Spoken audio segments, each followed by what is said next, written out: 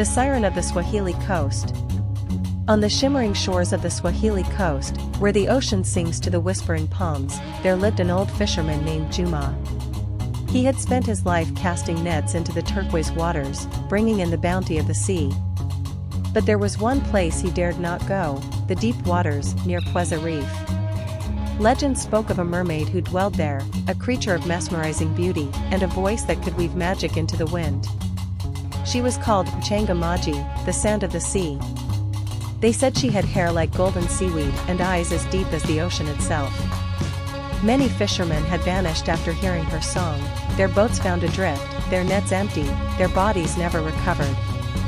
One fateful evening, when the moon was full and silver light danced on the waves, Juma found himself drifting closer to the forbidden waters. The fish had been scarce that week, and hunger gnawed at his belly. Just a little farther, he told himself. Only tonight.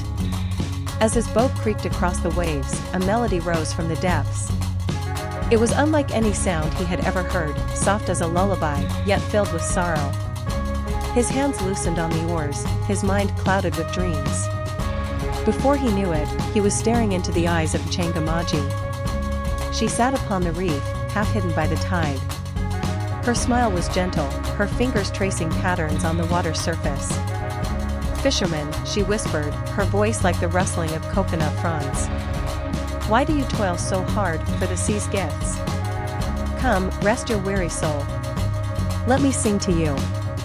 Juma's heart pounded, yet his body felt light, as if the ocean had claimed him. He had heard the warnings, but now, caught in the spell of her voice, he could not move. The air thickened with the scent of salt and mystery. The waves lapped at his boat, pulling it ever closer to the reef. A sudden gust of wind rattled his fishing gear, breaking the trance. The memory of his father's warnings flooded back: never listen to the sea when it sings in the night. Gritting his teeth, Juma reached for his paddle and forced his boat away from the reef with all his strength. The mermaid's eyes darkened. Her song turned sharp, the beauty fading to something hollow and haunting. "You would refuse me," she hissed, rising from the water, her tail thrashing with rage. The ocean roared, waves rising like hands to drag Juma down. But the old fisherman did not look back. He paddled with all his might, whispering prayers to the spirits of his ancestors. The sea fought him, but he reached the shore just as dawn broke. He collapsed onto the sand, gasping, his heart hammering like a drum. Behind him, the ocean was calm once more, as if no terror had ever risen from its depths. From that day on, Juma never ventured near Pweza Reef. And though the other fishermen still told tales of Mchanga Maji's song, Juma never spoke of that night, except to warn those who would dare to go too far. The sea is beautiful, but it is full of secrets.